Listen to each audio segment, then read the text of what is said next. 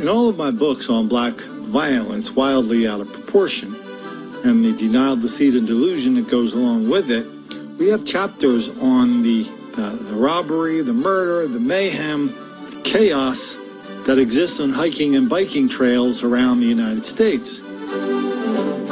All the stories we've done, I think we've had one or two Hispanic guys, but all the rest have been black people attacking hikers, bikers, commuters, joggers, whatever, on these trails.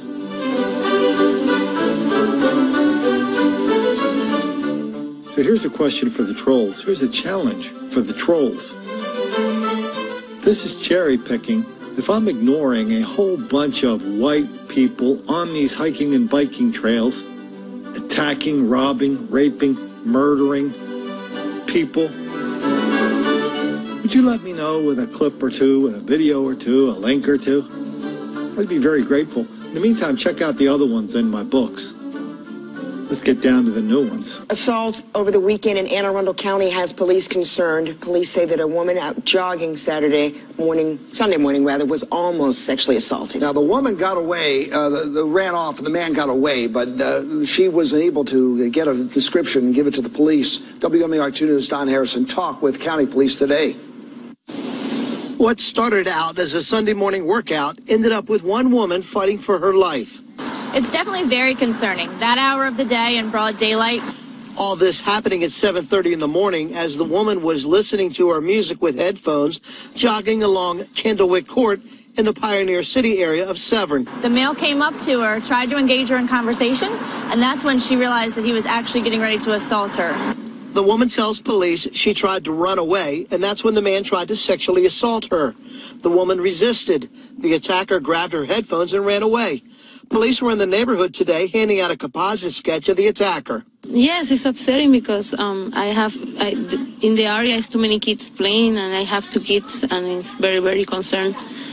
Here on Candlewick Court is where police say the attack was. Police want to remind you that if you are out by yourself jogging and exercising, be aware of your surroundings.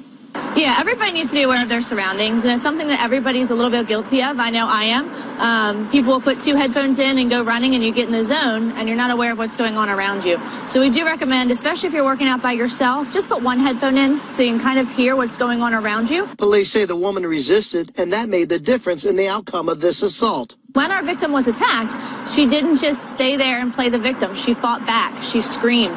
And that's what we really attribute her getting away to. So we do recommend that. If you are getting attacked, scream, fight back.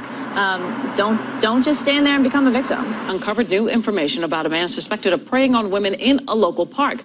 We rode along with the police chief today and saw him run to help his officers make the arrest. Channel 2's Michael Seiden is live at Felker Park in Monroe. And Michael, the chief told you the women played a significant role in the suspect's arrest.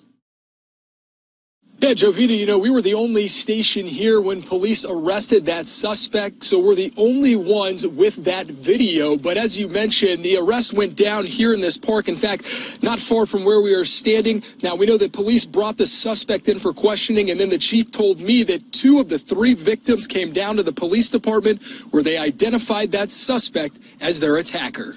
Well, he's already assaulted, we know of 2 victims. With his community on edge, Monroe Police Chief R.V. Watts took us for a ride Monday as he and investigators searched for a sexual predator accused of preying on unassuming women who walk and jog at Felker Park during the morning and afternoon hours. I'm hoping we can bring some closure to this here in just a few minutes. Chief Watts and his officers teamed up with the Walton County DA's office after investigating 3 different attacks over the last 48 hours.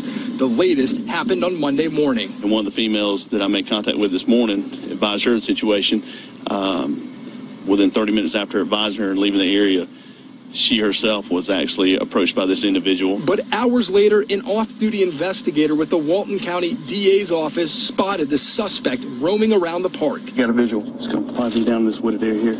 As soon as we arrived at the scene, we saw officers arresting this man, now identified as Deontay Branch. Police say the 37-year-old lives in the area and is known to law enforcement. Chief Watts says he and his officers believe he was hiding out in the park, possibly in these wooded areas, waiting for the next opportunity to strike. Well, there you have it, trolls. 2 new cases. I think they might have been both on the same day. 2 different parts of the country. We've seen a ton of these. It's a black thing. Most often a black on white thing. Even if the trolls don't like us to say it, don't like us to report it, don't like us to talk about it, because that makes the black kids angry.